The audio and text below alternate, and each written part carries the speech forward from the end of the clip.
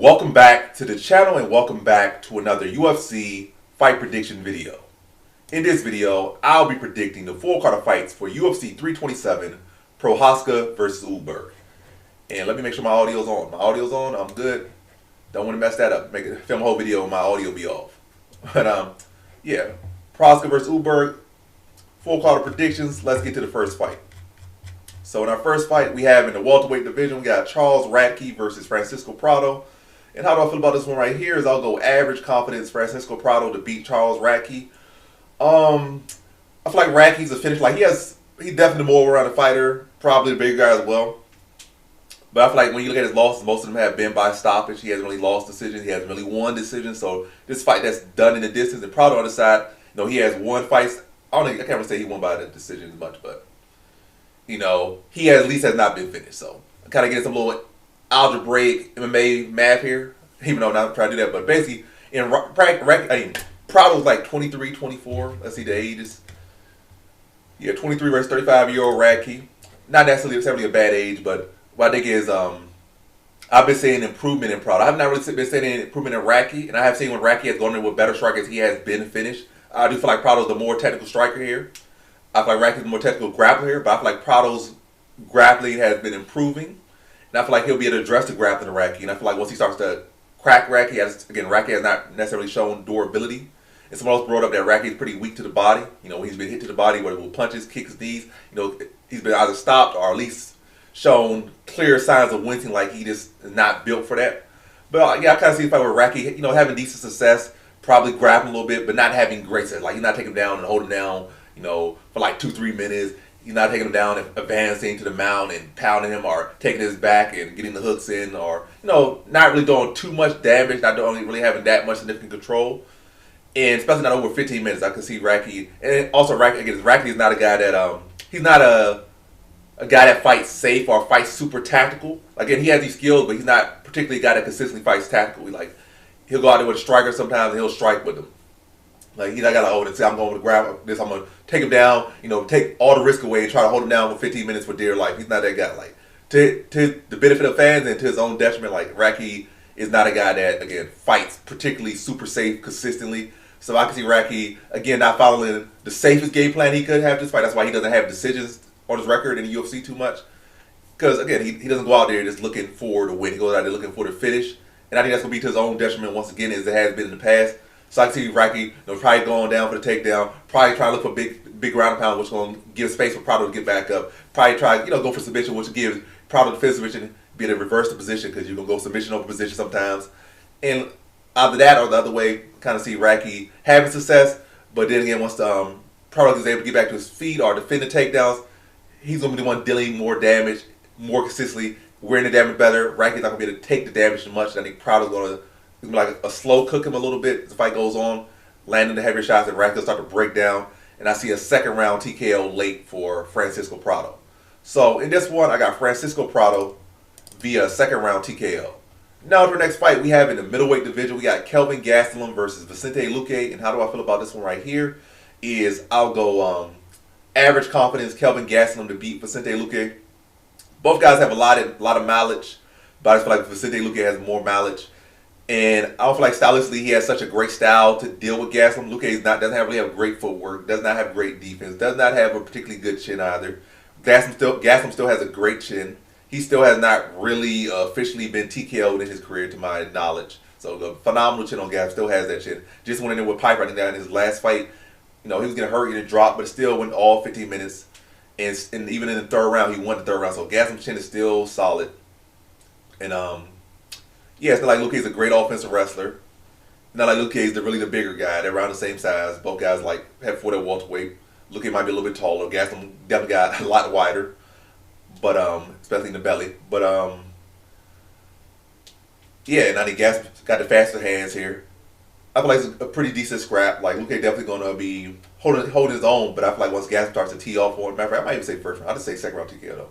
But yeah, I think Luque will have some good shots, some good kicks as well. But Gastelum just ultimately just going to start to walk him down, pound the combination, start to find that chin, you know, and find it more often. And I think he puts Luque out in the second round, probably like early to mid second round TKO for Kelvin Gastelum. So In this one, I got Kelvin Gastelum via second round TKO. Now, the next fight we have in the lightweight division, we got Markel Mederos versus Chris Padilla. And how do I feel about this one right here is I'll go average confidence Chris Padilla to beat Markel Mederos. And how do I feel about, I already said average. I'm repeating myself. But, if I did or didn't, average confidence Padilla. I feel like Markel Mederos is a solid fighter. Have not really seen great offensive wrestling or great defensive wrestling since he got in the UFC. I think when in his Contender Series fight, he showed good defensive wrestling, but I have not really seen particularly great defensive wrestling in his UFC career. Like Contender Series, that was on point. After Contender Series, have not looked the same as far as wrestling defense. Marco Mederos is a solid young prospect, so Padilla probably not even that young to be honest. Let's see, 30 versus 29. They ain't all that young out there, but solid striker, but I feel Padilla is the better overall fighter. And again, he can mix up the grappling. Again, that's the better overall fighter. It's not just pure striking. Pure striking, Mederos does have a much better shot. Pure striking, but you throw in the grappling, I feel like that makes it lean clearly enough for Padilla. Not to say this is some wash fight. It's still kind of a pick 'em, to be honest. Could go out the way, but I feel like for me, I feel like Padilla's grappling shifts it to his side. Clear enough for me. And Mederos has not been looking that good in the UFC, in my honest opinion. Like he's been fighting guys that he's supposed to beat and look good in, but we have seen him struggle. Barely beat one guy like a journeyman. He barely beat him to a decision. Had a lot of issue with the grappling. Other fight had some issue with the grappling and a little bit with the striking. One to fight clearly was a guy that brought on short notice that he was supposed to run through, but he struggled with. Padilla's been put in there in all these fights he's supposed to lose. And he's been showing up. Like, he's been supposed to lose this guy. -3, 3-1 underdog this fight. 2-1 underdog this fight. 2-1 underdog.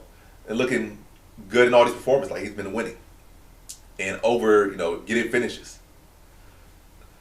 So I like that for Chris Padilla here. I think he'll be able to mix it up, have good success with the grappling, land heavy shots on the feet. I do think this will be a close competitive fight. I think Mederos would more than be able to hold his own. But, again, I think Padilla will be landing the heavier shots more consistently. And then when you mix in the grappling and Mederos having to deal with that as well, I think, it makes it a clear fight to score for Padilla here. So, in this one, I got Chris Padilla via decision. Now, for the next fight, we have in the women's strawweight division, we got Tatiana Suarez versus Luque Godinez. And how do I feel about this one right here? Is I'll go average confidence Tatiana Suarez to beat Luque Godinez. Luque Godinez just has not really done well with other grapplers, particularly better grapplers. Suarez is a high-level wrestler, the best wrestler that Godinez has fought. We've seen her get taken out multiple times by Dern, who actually has one of the worst takedown ratios in the sport, or at least at one point did. Still, I feel is among the worst ratios. And Godinez got taken down by her like 2-3 times. Who else took her down? She had Dern. I think she fought Johnny Roper too. I think Johnny Roper took her down like 3 times. Again, all these women don't have the wrestling offense Suarez does. Godinez will be the better wrestler here. I mean, I say Godinez will be the better striker here, but yeah, she went in there with Dern, who's not really the best striker, and Johnny Roper, who's not the best striker. Like, they won really off their grappling, and I feel like Suarez striking is pretty much around the same level as theirs, and her wrestling is far superior to theirs.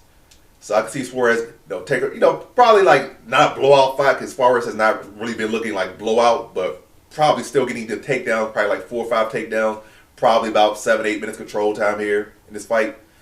A lot of time controlling her against the cage as well before she gets the takedowns, or if she does not get the takedowns, then working there, then eventually getting the takedown, or get a little bit of separation, they get back to the center of the cage, they score takedowns there. Again, like cage time control and takedown control and striking total pretty close, and really this battle coming down to who's getting the top position, who's getting the takedowns. And Suarez probably going to hold her to maybe 1 or less takedowns, and Suarez getting like 5 or more takedowns. And beat Godinez by decision here. So Suarez is winning by being the much better wrestler here.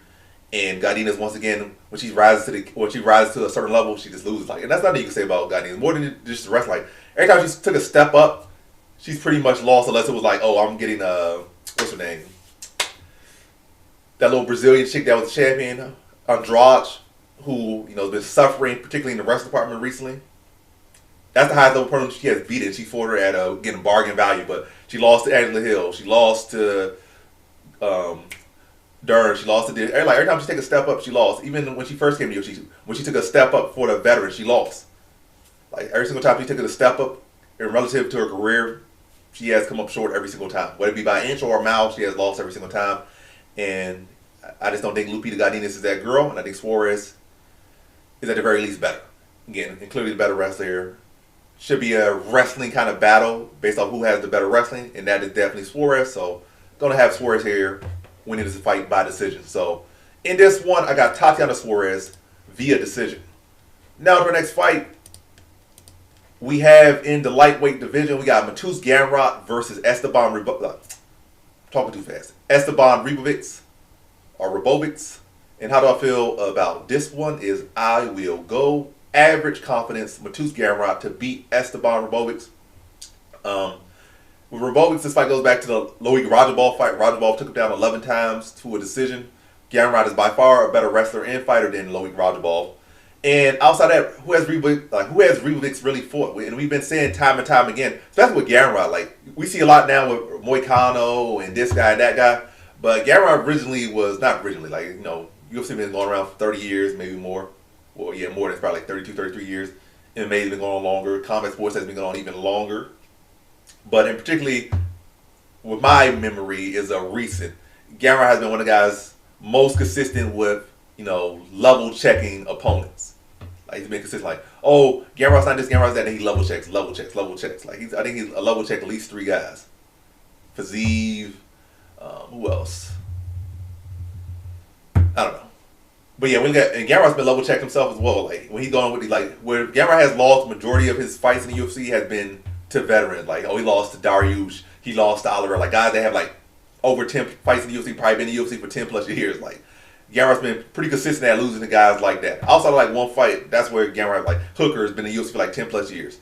Veteran, the guy ranked in top 5, top 6. So Gamrot has very much been consistent at who he beats and who he loses to. He does great against these prospects. He loses to veterans, even if the veteran might not be looking that good at that point in their career. And that's been Gamrot. So Ribovics has not really shown particularly great wrestling defense. Not to say he has not worked on it. I think it's probably going to look decent here. But Gamrot's going to chain wrestle, continue to wrestle till he get these takedowns. And Gamrot's striking is severely underrated. And again, it's not like Ribovics has shown, again, particularly phenomenal striking. Like, he's shown good striking, but has he shown like, oh, this guy is a top 5 striker in the weight class? No. Maybe top 10, maybe top 15.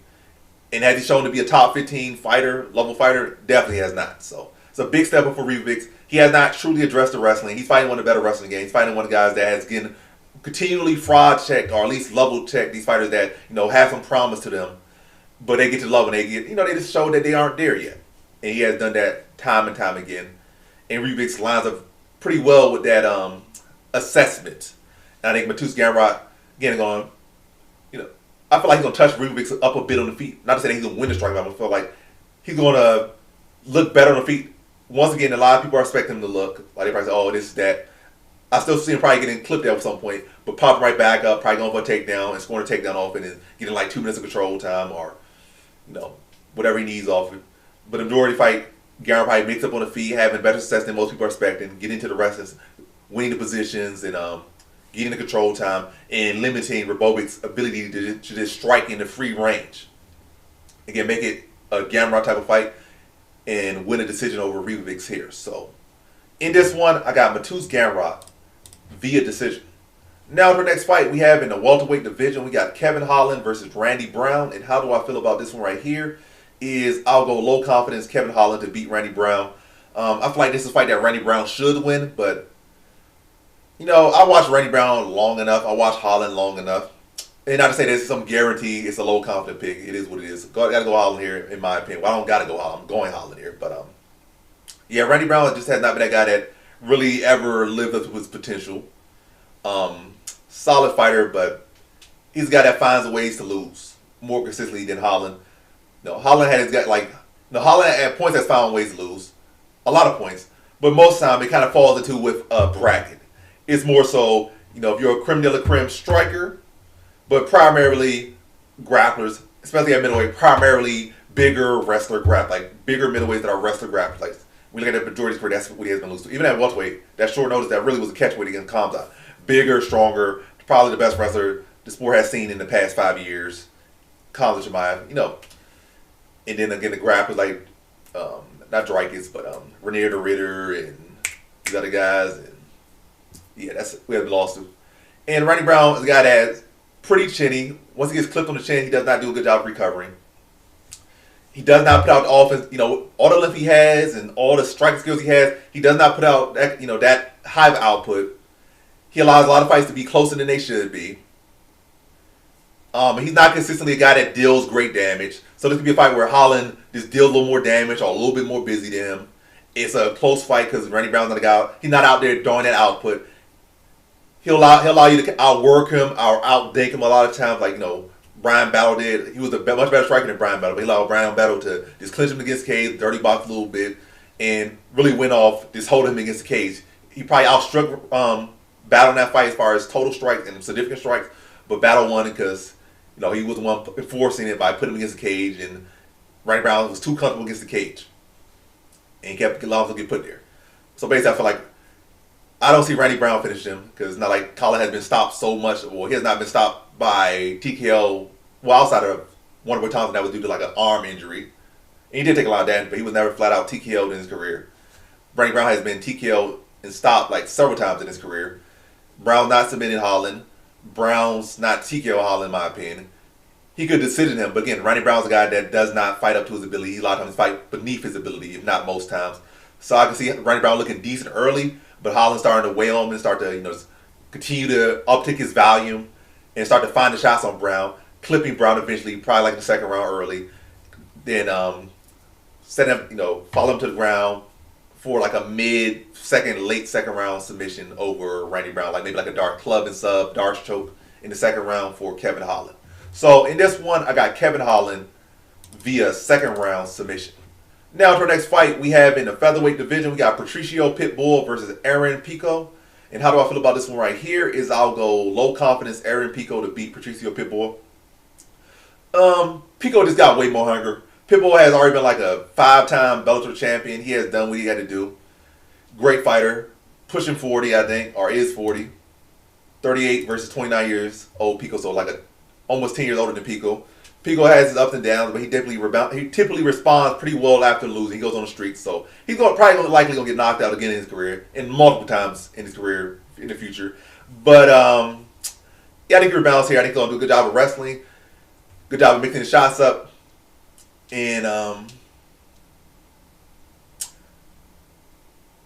I'll go first round KO. I just on Pico's side. I think Pico's gonna come in, and Pitbull's chin is not what he used to be either. Pitbull is again pushing 40. We have seen him get clipped multiple times by Sergio Pettis. We have seen him stopped in Japan. We have seen him clipped by Adrian McKee Jr. before getting subbed by Adrian McKee Jr. in the first fight. And again, Pico just has a lot more to fight for. He still has a lot more to prove. He sold his whole wrestling career. He was like 17, 18 years old, wrestling at a world level, on track to be one of the breakout stars for American wrestling. He sold it all for MMA. It has not been a mutual love affair between MMA and Pico. Pico has definitely lost multiple times and has had many embarrassing moments, but I do think Pico will have a shine. I think he probably can see himself in a title fight, whether he wins a UFC belt or not, or eventually gets cut from the UFC and wins a PF belt or not. We don't know, guaranteed, because of how inconsistent he is, or consistent he is at having a hot streak and then losing, or disappointing. But I do think he is consistent at rebounding, so at this point, this fight should be able to win. Again, not giving no great confidence. This guy has been knocked out multiple times, and Pitbull still has a lot of power. But yeah, I think Pico's going to be much younger, much faster, and he does have the power to put Pitbull out. I think he's going to go for some wrestling early, and that's going to get Pitbull to drop his hands. And then I think he'll probably slip a shot, maybe into the body, and then bring a shot over the top, catch Pitbull, and put him out mid to late first round for Pico. I think Pico has a statement performance and gets a win over Pitbull, but again, not putting no great confidence in it, but Pico first round. So in this one, I got Aaron Pico via first round TKO. Now to our next fight, we have we got a lot of fights on the card. We're still going, but yeah. Next fight we have in the featherweight division, we got Cub Swanson versus Nate Landwehr in the featherweight division. How do I feel about this one right here? Is I'll go low confidence Cub Swanson to beat Nate Landwehr. Yeah, just going with the vet here. It's not like Landwehr is like a one-punch knockout guy. Landwehr does not have particularly any defense, and he kind of prides himself in not having defense. He has good wrestling defense, but it's not like Cus Swanson expected to wrestle him. Cus Swanson's issue is not particularly volume. It might be guys that are particularly exceptional in one area. At this point in his career, like, oh, this guy's a bigger, better striker than me, better boxer than me right now, or a bigger, better kickboxer than me right now. Like maybe like Prochazka like 5 years ago, or this guy's like a big dominant wrestler or grappler like Brian Ortega. Landwehr, again, he's not particularly a great striker, not particularly a great grappler, more so like an anti-grappler type fighter. And Cus Swanson still should be the much faster striker, much better boxer. Should easily be able to defend the grappling of Landwehr. That's what he's trying to do. But Landwehr more often now, he might try to dirty wrestle a little bit, just try to make it ugly a bit. But Swanson can deal with that. Swanson can get off the cage. And again, still be a much faster, sharper boxer. And I'll say like a second round TKO for Cus Swanson. But yeah, Landwehr still, again, very much in this fight. Might be the favorite. I'm not too sure. But got to go Cus Swanson here. I still feel like stylistically is a fight that he should do well in. Or it's a fight that goes a distance, split decision. But I still feel like, based on judging this all, I feel like Swanson, whether they decide to give him the decision or not, I feel like if it does go the distance, Swanson probably still going to land the harder shots. He probably going to still land more shots. It might be the ref like, oh, Landwehr was more aggressive. Aggressive at hitting the air, aggressive at hitting the shoulder, aggressive at hitting arms, stuff that's not really scoring shots, but aggressive. Sometimes in MMA it's not boxing. They'll score fights purely off aggression and cage control, even though the guy's not landing, getting hit with hard shots, his face leaking, but he's aggressive. But I'm judging based off what the judging should be scored based after the 15 minutes. If it is the type of hypothetical situations and fight scenarios that I'm predicting this to happen. But yeah, we don't go with that. But low confidence, Cus Swanson. I just don't feel like Landwehr stylistically is a style that has ever caused Swanson issues. And I feel like Swanson should be able to outstrike him. And I think Swanson should be able to get him out of there. I'm going to say second round, late second round, maybe like a buzzer beater second round knockout. Landwehr getting out box, getting aggressive, walking in with his chin up in the air, hands low. Cus Swanson pulls him in, catches him with an overhand, drops him, follows some ground and pound, and gets him out of there in the second round late. So in this one, I got Cus Swanson via second round TKO. Now for the next fight, we have in the light heavyweight division, we got Dominic Reyes versus Johnny Walker. And how do I feel about this one right here is I'll go low confidence, Dominic Reyes to beat Johnny Walker. Yeah, I'm not going to talk too much about this one, to be honest. I don't feel like yapping that much, to be honest, today. But, yeah. Reyes, low confidence, beat Johnny Walker. I just feel like Johnny Walker makes more mistakes. And he's definitely live to walk right into a counter and get knocked out. Also, I feel like he has the worst cardio of the two, or at least he has the worst management of cardio, or his stamina bar than Reyes. Like Walker will go out there and do a lot of flashy stuff, a lot of stuff that don't really lead to nothing.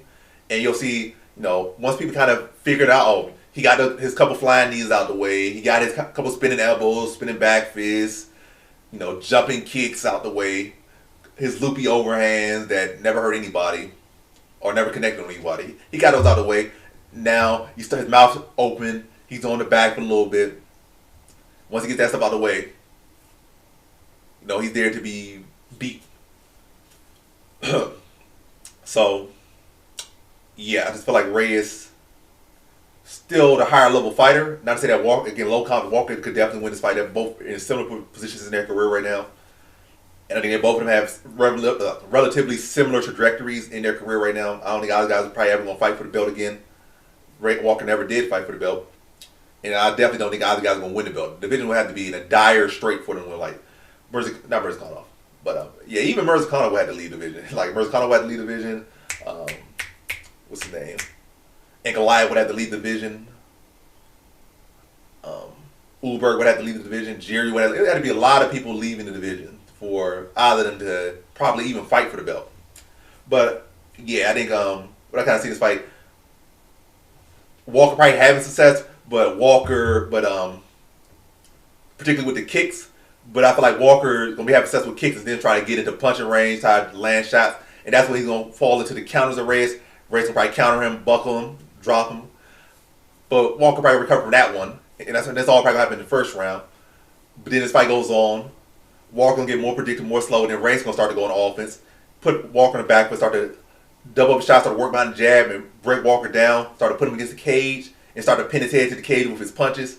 And I think he puts Walker away mid-second round via TKO. So, In this one, I got Dominic Reyes via second round TKO. Now to our next fight, we have in the heavyweight division, we got Curtis Blaydes versus Josh Hokit.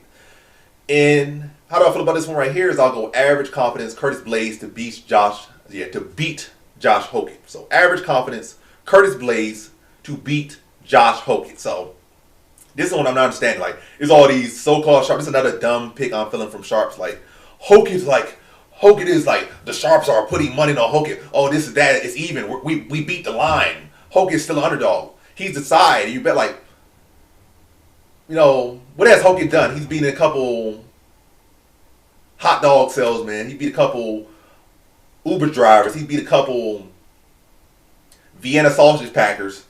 He's beat a couple. I don't know. He ain't beat nobody. And now you're jumping from fighting nobody to fighting a guy that's been in there 2 times with the current champion, Tom Aspinall, and is 1-1 with him. Whether you say it was this or that, it's, on paper, it's 1-1 with the current champion. He's been in there with guys that have been ranked top 5, top 10. Some guys have been in top 5 for years. You know, he's beaten some, lost them. Like, but in the day, Blaydes has been in with all these guys. Blaydes has shown the wrestling at a higher level, so you still say that Blaydes is the better wrestler. Blaydes is the much bigger guy. Hokit really a middleweight that just refuses to cut weight, like a fat middleweight. That's really what Hokit is. And he's beating cab drivers. None of the guys he's fought has even had a win inside the UFC. Now people saying, oh, Hokit's decided to beat Blaydes because Blaydes been looking bad.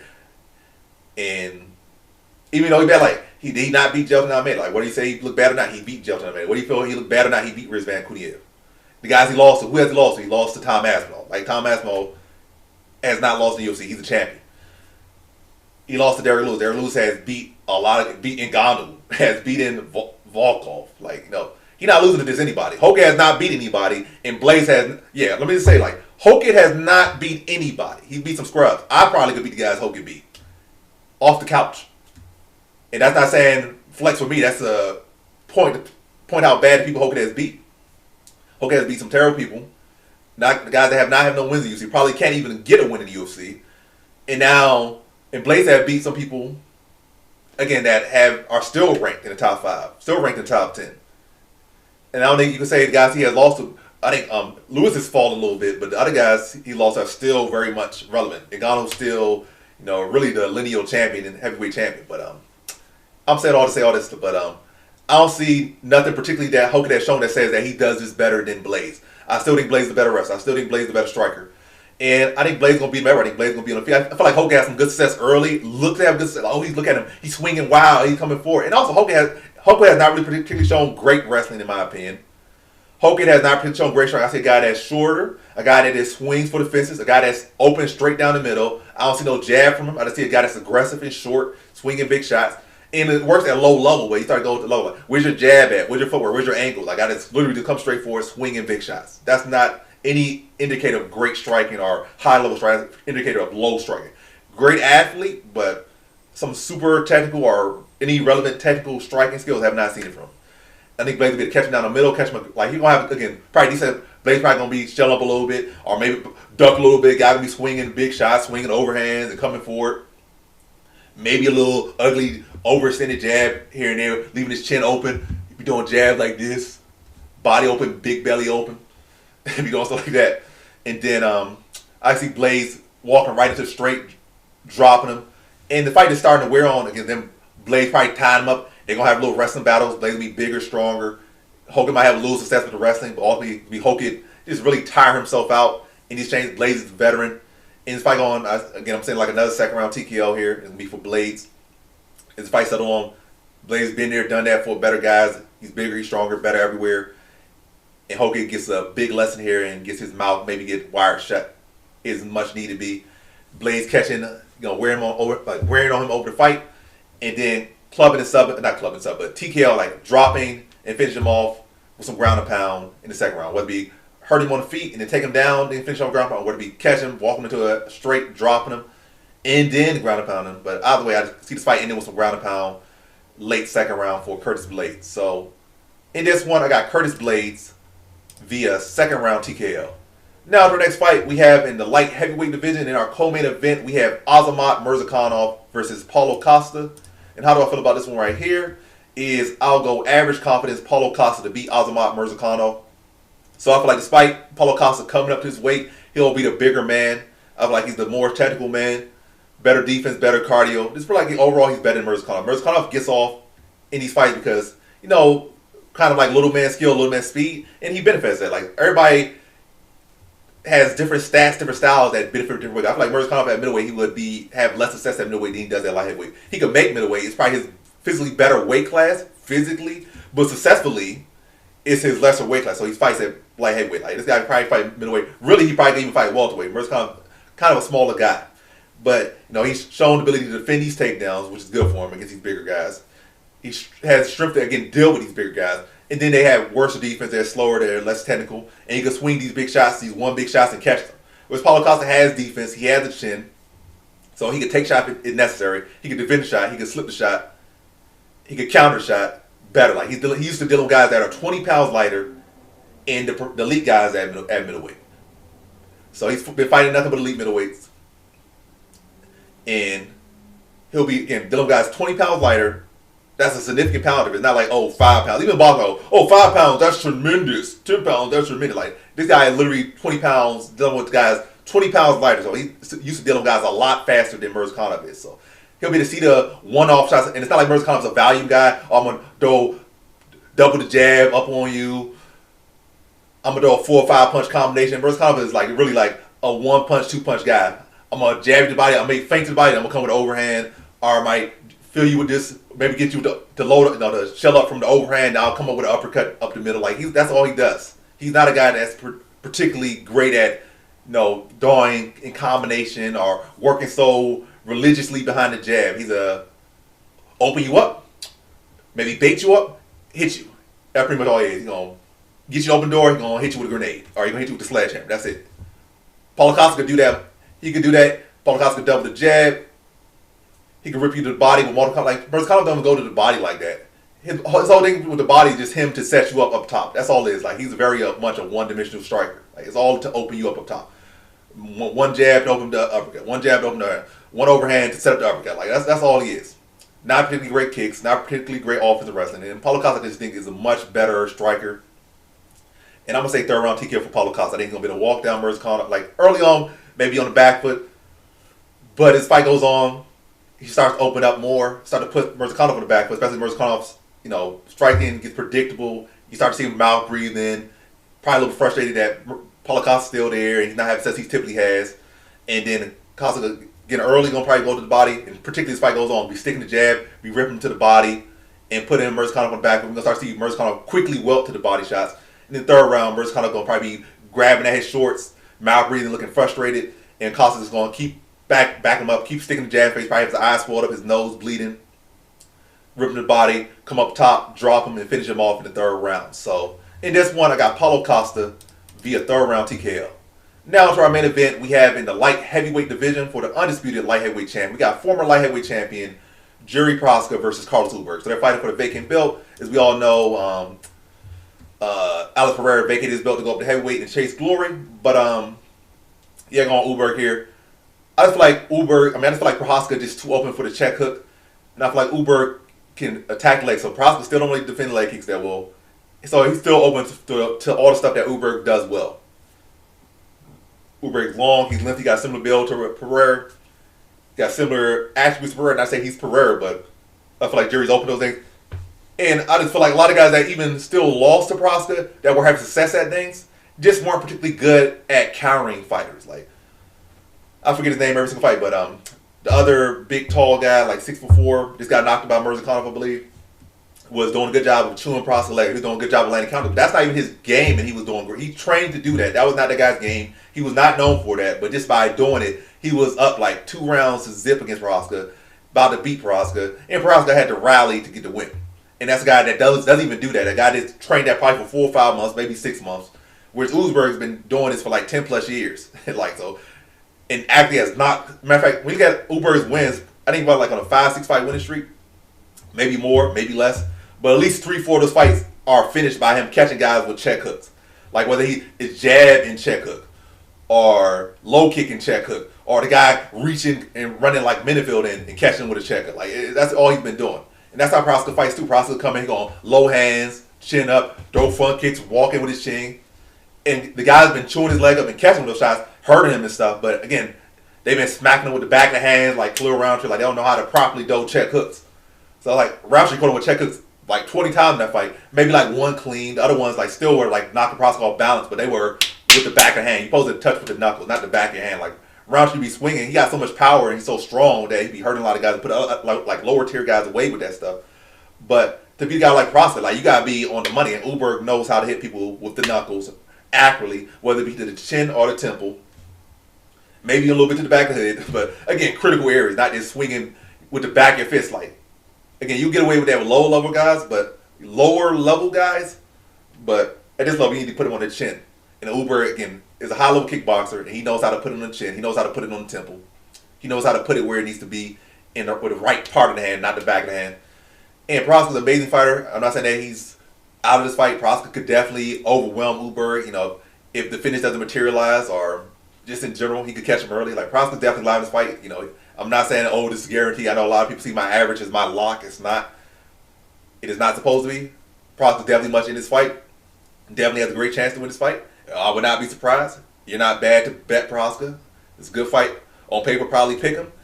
But yeah, I think Ulberg, in my opinion, is the clear side. I think he'll do a good job of chewing the legs of Prochazka. Prochazka's gonna come in and fight, and I don't feel like Prochazka has evolved so much as a fighter. I feel like Prochazka has made slight improvements, but I still feel like he's roughly the same fighter. Like I said, he's gonna be aggressive. He's gonna take one to give one. Like he fights like a samurai, or in the samurai spirit. Like I'm gonna give you my all. Like I'm gonna give you my neck, and then give my neck. You're gonna give your neck to try to take my neck, and that's gonna open up a fight of who has the stronger will, essentially. Like pretty much same way with Pereira a bit. Pereira's style might not look the most technical to a lot of people, but it's a very simple concept. Pereira a lot of times will pretty much like bait you. Like the punches will be there, but to get to your punches or to get to your strikes, you'll have to come into his range and open yourself up for his strikes. And he banking that he can slip your shot ever so slightly or roll your shot and catch you with his shot. And his shot's going to hit a lot harder and deal a lot of damage and going to put you out. Or leave you worse for wear a lot of times. Again, it's a lot more technical than that. But essentially that concept, but at a higher level. I feel like Prochazka kind of has a similar style to, or at least that similar approach to Pereira, but not nearly at the level that Pereira has done it to be a two-time glory kickboxer, two-division glory kickboxer. But either way, Prochazka's essentially his style, no matter what he do from this point forward, it's always been a style that puts him at risk to get to a reward. And Ulberg is a guy that has great counter. So anybody that has power and knows how to place it, and at a high level, it's going to be a bad stylistic match for Prochazka. And Prochazka, again, is going to put himself in that danger, and Ulberg is going to be able to counter him and make him pay for putting himself at risk as much as he does, expose himself as much as he does. And he's going to be able to make him pay for it time and time again until eventually Prochazka runs out of money to pay for it. And I see him putting Prochazka out in the second round via TKO. So in this one, I got Carlos Ulberg via second round TKO. And so that concludes my fight predictions for the full card of fights for UFC 327, Prochazka versus Ulberg. And as always, thanks for watching. Peace.